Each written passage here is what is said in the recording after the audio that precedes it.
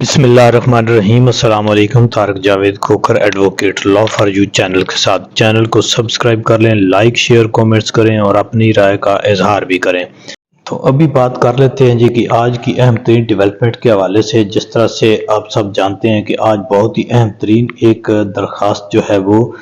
زیر سماعت تھی میں کہ الیکشن کو ملتوی کرنے کے بارے میں، وہ ایک کسی نامعلوم کی طرف سے جو ایک درخواست تھی وہ واقعی نامعلوم ہو گیا، یعنی اس نے اپلیکیشن دی کہ اس پورے 8 فروری کے الیکشن کو جو ہے وہ ملتوی کیا جائے سپریم کورٹ آف پاکستان میں، اور حیران کن طور پر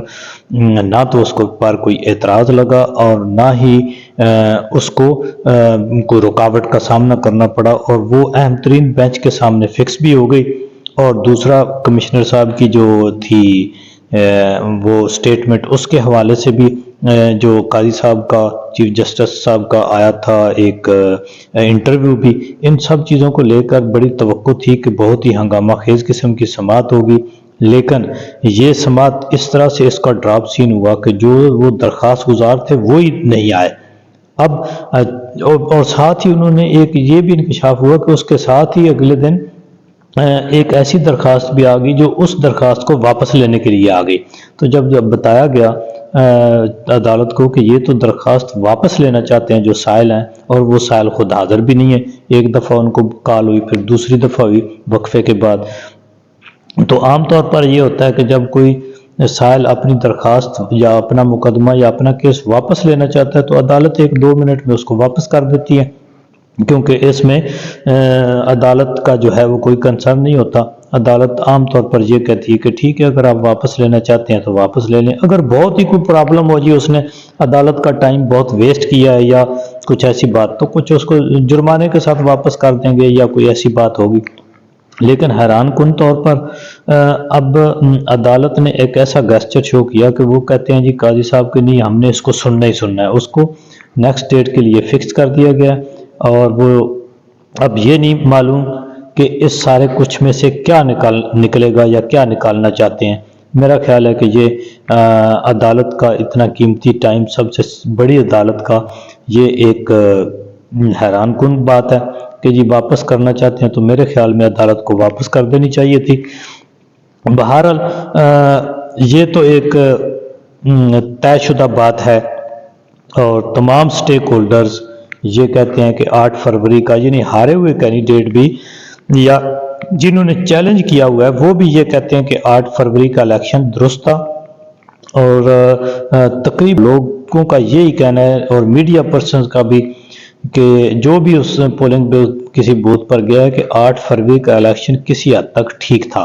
اور وہاں پہ کوئی خاص اس قسم کی دھاندلی کے انکشافات نہیں ہیں۔ ایک چھوٹی موٹی کوئی جو کچھ سٹیشنز پر ہوئی ہیں وہ تو ہر الیکشن میں ہوتی رہتی ہیں، اس کے بارے میں اتنی تشویشناک بات نہیں ہے۔ کوئی ایک محدود پیمانے پر ہوا ہے تو اس میں کئی پولنگ سٹیشن پر ری پولنگ بھی ہوئی ہے، اور کچھ پر ہو جائے گی، وہ تو ایک اس طرح کا معاملہ ہے۔ لیکن معاملہ کیا ہوا کہ رات 11-12 بجے جب انہوں نے دیکھا 1 بجے کے قریب کہ یہ تو معاملہ بہت خراب ہے، ہر سائڈ سے پی ٹی آئی کے حمایت یافتہ کینڈیڈیٹس جو ہیں، آزاد کینڈیڈیٹ، وہ جیتتے جا رہے ہیں، تو پھر انہوں نے جو EMS سسٹم تھا اس کو وہ پتہ نہیں کیا پرابلم ہو گیا، وہ بیٹھ گیا، اور پھر جب رزلٹ آنے شروع ہوئے تو پھر انہیں اور کوئی سمجھ نہیں آئی، اس طرح یہ پورا سسٹم بکھلا گیا کہ انہوں نے وہ فارم 47 کے اوپر جو گنتی تھی اس کے ساتھ 0-0 لگانا شروع کر دی۔ یعنی کئی حلقوں میں ایسا ہوا ہے کہ تیسرے نمبر پر جو کینڈیڈیٹ آیا ہے جس نے 1100 ووٹ لیے تھے، اور اس کو جو انہوں نے جو ہے وہ 1,10,000 بنا دیا، اور جس نے 80-90 ہزار یا 1 لاکھ سے زیادہ ووٹ لیے تھے ان کو انہوں نے کم کر دیا۔ یہ عجیب جو حیران کن طور پر بات ہے۔ جس طرح شوکت بسرا صاحب جو ہیں وہ آج جو الیکشن کمیشن کا بینچ تھا، جو ٹربیونل تھا، اس کے سامنے قرآن پاک لے کر چلے گئے۔ اب دیکھیں جی جو اعجاز الحق صاحب ہیں،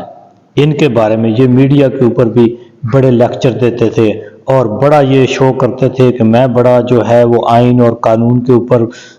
جو ہے پابند ہونے والا انسان ہوں، اور پھر میں بڑا جو ہے نا وہ ایک اس باپ کا بیٹا ہوں کہ جس کی بڑی خدمات ہیں پاکستان کے لیے، یہ بات تو ان کو پتہ چلے گی۔ ایک دفعہ قاضی صاحب کے سامنے ان کا نام گیا تھا تو انہوں نے بتایا تھا کہ کیا خدمات ہیں، حالانکہ اس وقت بھی ہم نے کہا تھا کہ اس طرح کی عدالت کو نہیں دینے چاہیے تھے، کیونکہ معاملہ اعجاز الحق کی حد تک ان کے سامنے تھا، یا کوئی نام آیا تھا یا جو بھی معاملہ تھا، لیکن ان کے دور تک جانے کی ضرورت نہیں ہوتی، نہ ہی کوئی غیر ضروری مارس عدالتوں کو اور جسٹس صاحبان کو دینے چاہیے، اس کیس سے متعلقہ ہی جو ہے وہ دینا چاہیے، کیونکہ جسٹس صاحبان اور ججز کے جو فیصلے ہیں وہ بولنے چاہیے، ججز کو اتنا نہیں بولنا چاہیے۔ لیکن اب دیکھیں شوکت بسرا صاحب نے کہا ہے کہ جس طرح سے میں قرآن پاک لے کر آیا ہوں،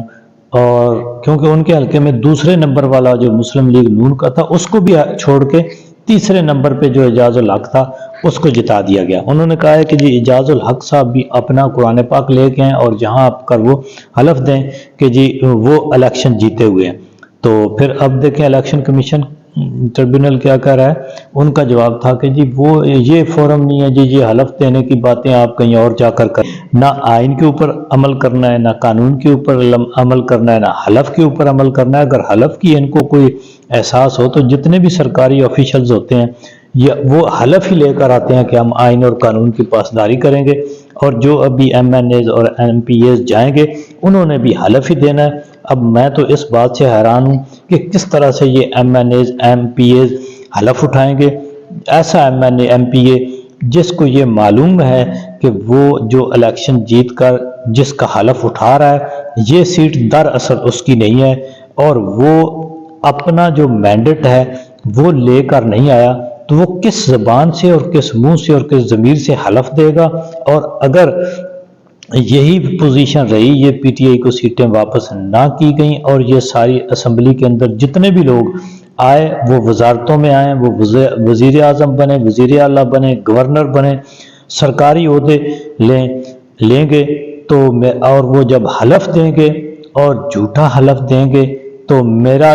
جہاں تک ایک بطور مسلمان اور لا اسٹوڈنٹ ہونے کے حوالے سے میرا ایک ایمان ہے یا نالج ہے یا علم ہے، تو میں یہ سمجھتا ہوں کہ پھر جب پوری حکومت کے اندر وہ لوگ شامل ہوں گے، ارباب اختیارات وہ ہوں گے، وہ جو جھوٹا حلف دے کر آئے ہوں گے، تو میرا نہیں خیال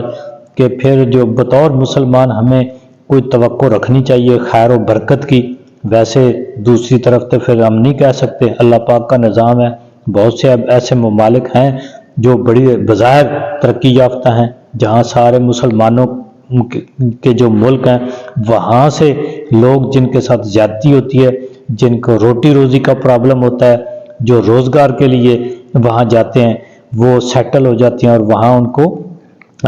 وہ سمجھتے ہیں کہ ہم محفوظ جگہ پر پہنچ گئے، جہاں مسلمان ملکوں میں ان کے اپنے ممالک ان پر ظلم کر رہے ہوتے ہیں یا دوسرے ممالک بھی دنیا کے، تو وہ ایسے ملکوں میں چلے جاتے ہیں جن کا شاید اگر ہم کہیں کہ وہ جن کے نظریات وہ نہیں ہیں جو ہم بطور مذہبی مسلمانوں کے ہیں، تو ان کے اوپر وہ بظاہر وہ بڑی خوشحال زندگی گزار رہے ہیں۔ ہو سکتا ہے کہ کوئی ایسا نظام ہو، یہ اللہ تعالیٰ کا نظام ہے کہ کوئی بظاہر دنیا میں بڑی اچھی چیزیں آ جائیں، دودھ شہد کی نہریں ملک میں آ جائیں پاکستان میں بھی، اور جو یہ یورپ کے ممالک ہیں یا جس طرح یہ نواز شریف لوگ کہتے ہیں کہ جی ہم اس کو پیرس بنا دیں گے، پیرس بن جائے تو اچھی بات ہے بظاہر دنیا میں، لیکن بطور مسلمان میں سمجھتا ہوں کہ جب اس طرح کے لوگ جن کو معلوم ہوتے ہوئے کہ یہ ہم جو حلف دے رہے ہیں یہ سچ پر مبنی نہیں ہے، اور وہ حلف دیں گے اور پھر حکومت میں آئیں گے، تو میرا نہیں خیال کہ بطور مسلمان یہ توقع رکھنی چاہیے کہ اب کوئی خیر و برکت جو ہے اس کا دروازہ ہمارے لیے کھلے گا۔ لیکن ہماری تو دعا ہے کہ اللہ پاک ان کے ضمیروں کو جگائے اور ان کو شرم آئے اور یہ جھوٹے حلف دینے سے گریز کریں، اور جو ان کا حق اور سچ ہے جو وہ لے کر آئیں وہی شو کریں تو بہتر ہے۔ اب تک کے لیے اتنا ہی، اللہ حافظ۔